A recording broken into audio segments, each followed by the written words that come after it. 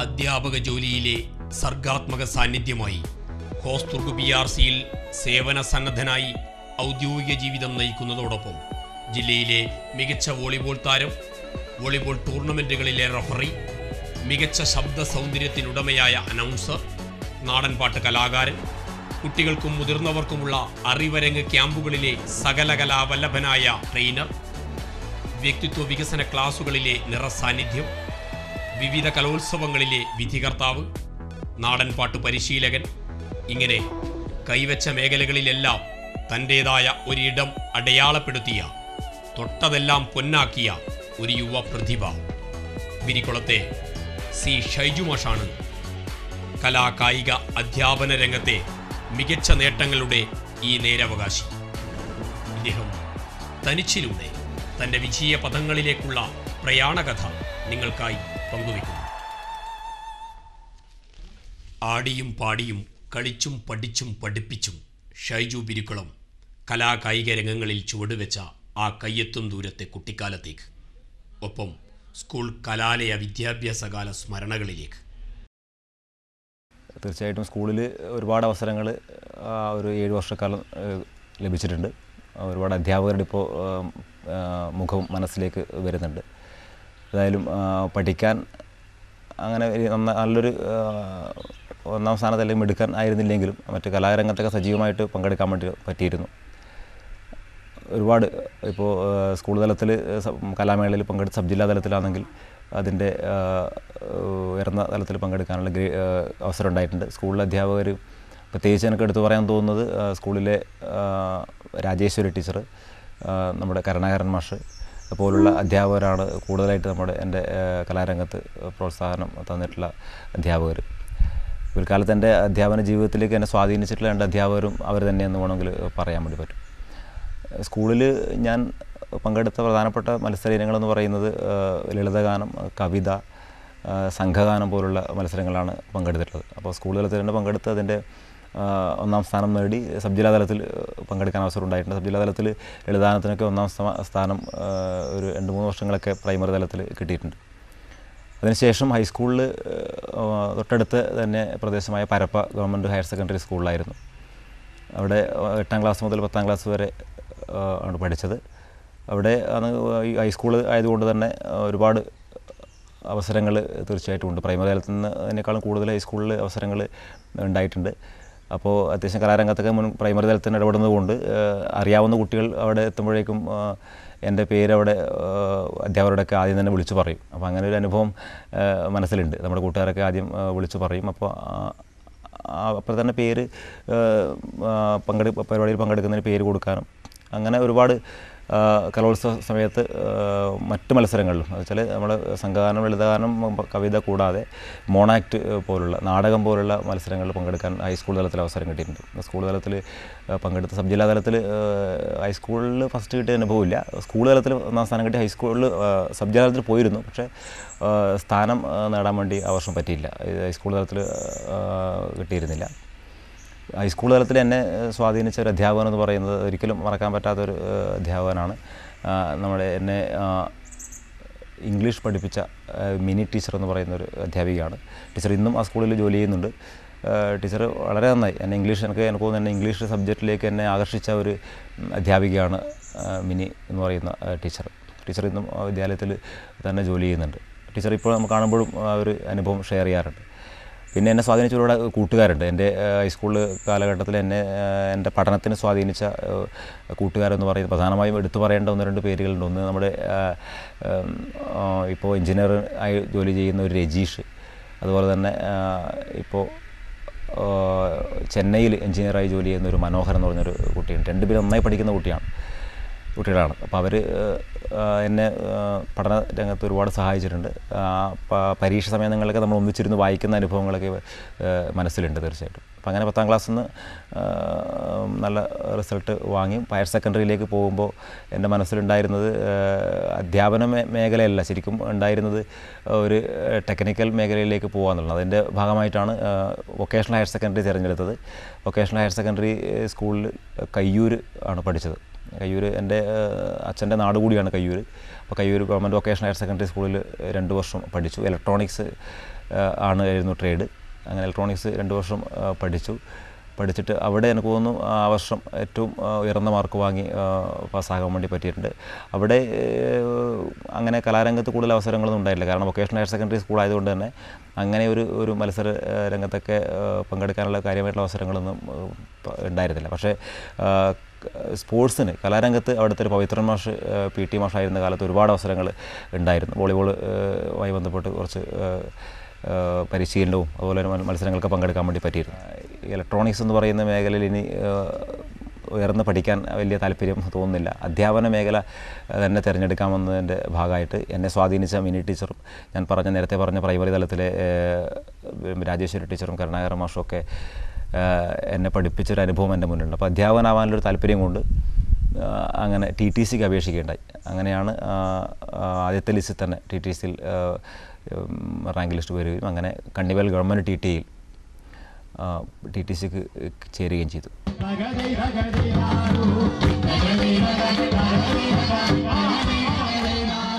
പരപ്പ കനവ് നാടൻപാട്ട് സംഘം രൂപീകരിച്ചുകൊണ്ട് മൺമറഞ്ഞുകൊണ്ടിരിക്കുന്ന നാട്ടു സംസ്കൃതിയുടെ ഉയർപ്പിന് കാവലാളാവാൻ ഷൈജു മാഷ് തൻ്റെ നാട്ടിലെ കൂട്ടുകാരോടൊപ്പം കൈകോർത്ത ആ നല്ല നാളുകൾ ഇന്ന് ദൃശ്യമാധ്യമങ്ങളിൽ പോലും ഏറെ ശ്രദ്ധ പിടിച്ചു പറ്റിയ ആ നാടൻപാട്ട് കലയുടെ ഉപാസകനായി മാറിയ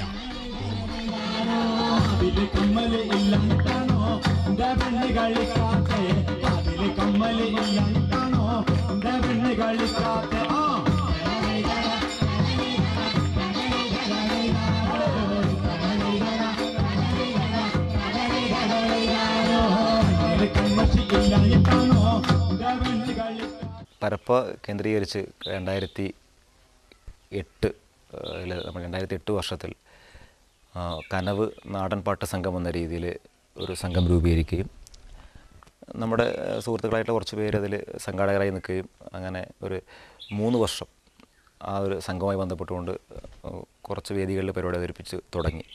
അതിൽ പ്രധാനമായും എനിക്ക് തോന്നുന്നു പരപ്പയിൽ എൻ്റെ അടുത്ത സുഹൃത്തുക്കളായിട്ടുള്ള 2-3 അധ്യാപകർ, പ്രത്യേകിച്ച് നമ്മുടെ പരപ്പയിലെ ഒരു ഡ്രോയിങ് അധ്യാപകൻ, നന്നായി വരയ്ക്കുന്ന ഒരു അധ്യാപകനായ കുഞ്ഞികൃഷ്ണൻ മാസ്റ്റർ, പിന്നെ ഒരു Raju master, AR Raju master, Vijayan master തുടങ്ങിയ 3 അധ്യാപകർ നേതൃത്വം കൊടുത്ത് നമ്മളൊരു സംഘം രൂപീകരിക്കാനുണ്ടായത്. ആദ്യഘട്ടത്തിൽ 2009 വർഷത്തിലാണ് അത് നമ്മൾ തുടങ്ങിയത്. കനവ് എന്നാണ് അതിൻ്റെ പേര് കൊടുത്തത്. അന്നേരം എനിക്ക് തോന്നുന്നു അത്രയധികം നാടൻപാട്ട് സംഘങ്ങളൊന്നും നാട്ടിൽ വരാത്തൊരു സമയമായിരുന്നു. അപ്പോൾ നമ്മുടെ കുട്ടികൾക്ക് ഒരു അവസരം കിട്ടുക, പരപ്പയിൽ കുറച്ച് നന്നായി പാടുന്ന കുട്ടികളുണ്ടായിരുന്നു. അത് പ്രത്യേകിച്ച് നമ്മുടെ അധ്യാപകരുടെ മക്കൾ തന്നെ, അതിനപ്പുറത്ത് കുറച്ച് SC/ST കുട്ടികളായിട്ടുള്ള നന്നായി പാടുന്ന കുട്ടികളുണ്ടായിരുന്നു. അവരെയൊക്കെ ഉൾപ്പെടുത്തി ഒരു സംഘം രൂപീകരിക്കുക എന്നുള്ള ആശയമാണ് ആദ്യം മനസ്സിൽ ഉണ്ടായിട്ടുള്ളത്. അപ്പോൾ അതിൻ്റെ ഭാഗമായി സംഘം രൂപീകരിക്കുക, ഒരു 3 വർഷക്കാലം പാട്ട് മാത്രം, നാടൻ പാട്ടുകൾ മാത്രം കോർത്തിണക്കി ഒരു പരിപാടി, കുറച്ച് വേദികൾ, ഒരു 10-15ഓളം വേദികൾ ആണ് ആദ്യം ചെയ്തിരുന്നത്.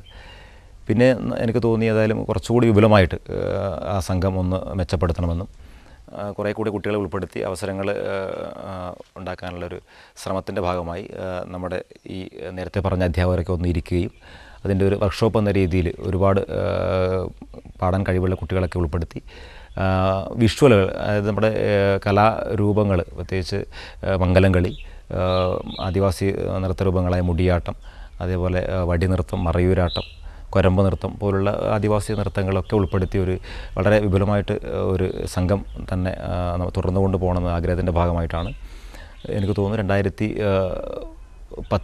2010 ആകുമ്പോഴേക്കും ഫോക്കലാൻഡ്, നമുക്കറിയാം ഫോക്കലോറുമായി ബന്ധപ്പെട്ടുകൊണ്ട് ആദിവാസി കലാമേളകളെ പ്രോത്സാഹിപ്പിക്കുന്ന ഒരു സംഘമാണ് ഫോക്കലാൻഡ്. നമ്മുടെ നാട്ടറിവുമായി ബന്ധപ്പെട്ടുകൊണ്ട് ഇന്ന് ഏറെ പഠനം നടത്തിക്കൊണ്ടിരിക്കുന്ന ഒരു സംഘം കൂടിയാണ് ഫോക്കലാൻഡ്. ആ ഫോക്കലാൻഡുമായി ബന്ധപ്പെട്ടുകൊണ്ട് സഹകരിച്ച് പരപ്പ തന്നെ കനവിൻ്റെ ഒരു വലിയ രൂപത്തിൽ കനവ് നാടൻകല നാട്ടറിവ് പഠന കേന്ദ്രം എന്ന രീതിയിലൊരു സംഘം ആക്കി അതിനെ മാറ്റുകയും ചെയ്തു.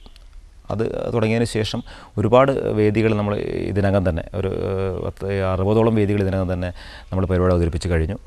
ചാനലുകൾ ഉൾപ്പെടെ, ചാനൽ എന്ന് പറയുമ്പോൾ മഴവിൽ മനോരമ, മീഡിയ 1, കൈരളി പോലുള്ള ചാനലുകൾ ഉൾപ്പെടെ നമ്മൾ പരിപാടികൾ അവതരിപ്പിച്ചിട്ടുണ്ട്. കേരളത്തിന് അകത്തും പുറത്തും ഒരുപാട് പ്രോഗ്രാം അവതരിപ്പിക്കാൻ വേണ്ടിയുള്ള അവസരം കിട്ടിയിട്ടുണ്ട്. ആദിവാസി ഫെസ്റ്റുമായി ബന്ധപ്പെട്ടുകൊണ്ട് മറ്റ് സംസ്ഥാനങ്ങളിൽ, ജാർഖണ്ഡ്, ഉത്തരാഖണ്ഡ്, ഒറീസ പോലുള്ള സംസ്ഥാനങ്ങളിൽ നമ്മുടെ കുട്ടികൾ പങ്കെടുത്ത് വളരെ മികവ് തെളിയിച്ചിട്ടുണ്ട്. അതിൻ്റെ ഭാഗമായി ഒരുപാട് അവസരങ്ങൾ ഇപ്പോൾ തന്നെ ടീമിന് ലഭിച്ചിട്ടുണ്ട്. പിന്നെ കുട്ടികളൊക്കെ പഠിക്കുന്ന കുട്ടികളായതുകൊണ്ട് തന്നെ പരീക്ഷ സമയങ്ങളിലൊക്കെ പരിപാടികൾ നമ്മൾ പരമാവധി ഒഴിവാക്കാറാണ് പതിവ്. പരിപാടി നന്നായി തന്നെ നടന്നു പോകുന്നുണ്ട്. ഇപ്പോൾ ഈ അടുത്ത ദിവസം കഴിഞ്ഞ ഈ ഒരു മാസത്തിനുള്ളിൽ മീഡിയ വൺ ചാനലിൽ നമ്മുടെ ടീമിലെ കുട്ടികൾ മംഗലം കളിപ്പാട്ട് ചെയ്തിരുന്നു. മംഗലം കളിപ്പാട്ട് കാസർഗോഡിൻ്റെ തനത് കലാരൂപമാണ് നമുക്കറിയാം.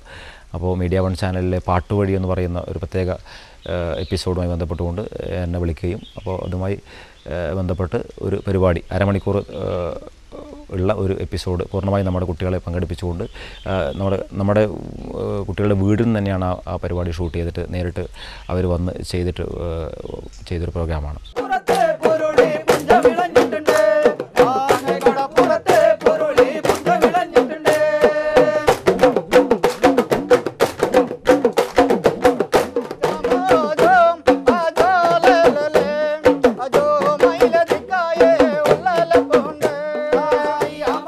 കലാരംഗത്തെന്ന പോലെ കായികരംഗത്തും തൻ്റേതായ വ്യക്തിമുദ്ര പതിപ്പിക്കാൻ ഈ ചെറുപ്പക്കാരന് ഇതിനോടകം സാധിച്ചു.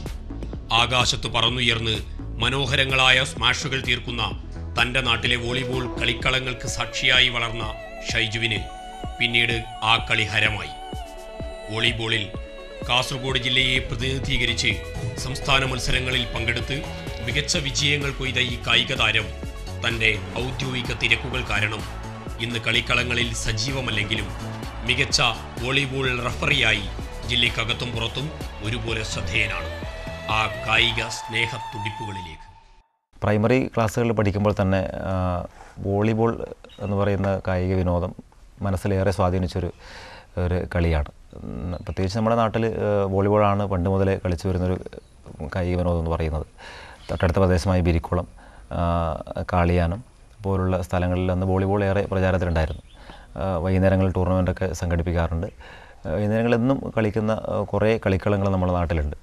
അപ്പോൾ അങ്ങനെ പ്രൈമറി ക്ലാസ്സിൽ പഠിക്കുമ്പോൾ തന്നെ വൈകുന്നേരം കളി കാണാൻ പോവുകയും കളിക്കാൻ നമ്മളെ ചിലപ്പോൾ പങ്കെടുപ്പിക്കില്ലെങ്കിലും പന്ത് പറക്കി കൊടുക്കാനും പരിശീലന സമയത്ത് വെറുതെ കളിക്കാരുടെ കൂടെ പന്ത് തട്ടാനൊക്കെ ശ്രമിച്ചിട്ടുണ്ട്. അപ്പോൾ അന്ന് മുതൽ വോളിബോളിനുള്ളൊരു കമ്പം തീർച്ചയായിട്ടും ഉണ്ടായിരുന്നു. അങ്ങനെ പ്രൈമറി 7ാം ക്ലാസ് കഴിയുമ്പോഴേക്കും ഹൈസ്കൂളിലേക്ക് എത്തിയപ്പോഴാണ് കോർട്ടിൽ കളിക്കാൻ തുടങ്ങിയത്. അതിനു മുമ്പൊക്കെ പരിശീലനങ്ങളിൽ മുതിർന്നവരോടൊപ്പം ഇങ്ങനെ ചേരുമെങ്കിലും ഹൈസ്കൂളിൽ എത്തിയോടുകൂടി അത്യാവശ്യം നമ്മളെ ഇങ്ങനെ പുറകിലൊക്കെ കളിക്ക് കോർട്ടിൽ ഇറക്കാനും മെല്ലെ എന്നും വൈകുന്നേരങ്ങളിൽ കളിക്കുന്ന ഒരു രീതിയിലേക്ക് എത്തി. അങ്ങനെ ബിരിക്കുളം പ്രത്യേകിച്ച് 3 സ്റ്റാർ ക്ലബ്ബാണ് അന്നേരം ബിരിക്കുളം ഒരുപാട് കായിക താരങ്ങൾ വളർത്തിയെടുത്തൊരു ക്ലബ്ബ് എന്ന് പറയുന്നത്. സ്വന്തം ടീം ഉണ്ടായിരുന്നു. ജില്ലക്കകത്തും പുറത്തും ഒരുപാട് കളിക്കളങ്ങളിൽ അവരുടെ പേരും അവരുടെ ക്ലബിൻ്റെ മഹിമയും ഇന്നും നിൽക്കുന്നുണ്ട്. അപ്പോൾ ആ ഒരു ക്ലബ്ബിൽ തന്നെ കളിച്ച് വളരാൻ വേണ്ടി പറ്റിയിട്ടുണ്ട്. അപ്പോൾ ഹൈസ്കൂൾ കാലഘട്ടത്തിൽ തന്നെ കോർട്ടിൽ വൈകുന്നേരങ്ങളിൽ കളിക്കാനിറങ്ങുകയും ആ സമയത്ത് ഒരുപാട് എന്നെ സ്വാധീനിച്ച കളിക്കാരുണ്ട്. ബിരിക്കുളം പ്രദേശത്തെ പ്രേമാനന്ദ്, പ്രദീപൻ, അതുപോലെ വിനോദ് തുടങ്ങിയിട്ടുള്ള ഒരുപാട് ബിരിക്കുളം കോർട്ടിൽ നന്നായി കളിക്കുന്ന കളിക്കാരാണ് ഞാനീ പറഞ്ഞ ഈ 3 പേരൊക്കെ.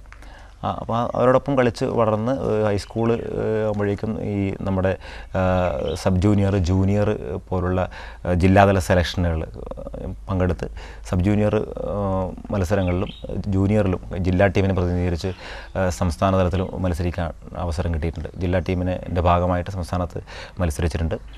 അങ്ങനെ പല ടൂർണമെൻറ്റ് നടക്കുന്ന സ്ഥലങ്ങളിലൊക്കെ പോയി കളി കാണും. ഒരുപാട് കളികൾ കണ്ടിട്ടുണ്ട്. തന്നെയാണ് ഏറെ മനസ്സിനെ സ്വാധീനിച്ച ഒരു കാര്യമെന്ന് പറയുന്നത്. അങ്ങനെ പിൽക്കാലത്ത് +2 ഒക്കെ പഠിക്കുമ്പോൾ ജൂനിയർ കാറ്റഗറിയിൽ ജില്ലയെ പ്രതിനിധീകരിച്ച് സംസ്ഥാനത്ത് കളിച്ചിട്ടുണ്ട്. ഡിഗ്രി ആയപ്പോഴേക്കും യൂത്ത് 21 വയസ്സിന് താഴെ വരുന്ന യൂത്ത് വിഭാഗത്തിൽ കളിച്ച് സംസ്ഥാന തലത്തിൽ കാസർഗോഡ് ജില്ലയ്ക്ക് 2ാം സ്ഥാനം കിട്ടിയിട്ടുണ്ട് ആ ഒരു വർഷം. ഞാൻ ഓർക്കുന്നു, ഞാൻ ആ ടീമിൽ അംഗമായിരുന്നു. മലപ്പുറത്ത് വെച്ച് നടന്ന കളിയായിരുന്നു അത്.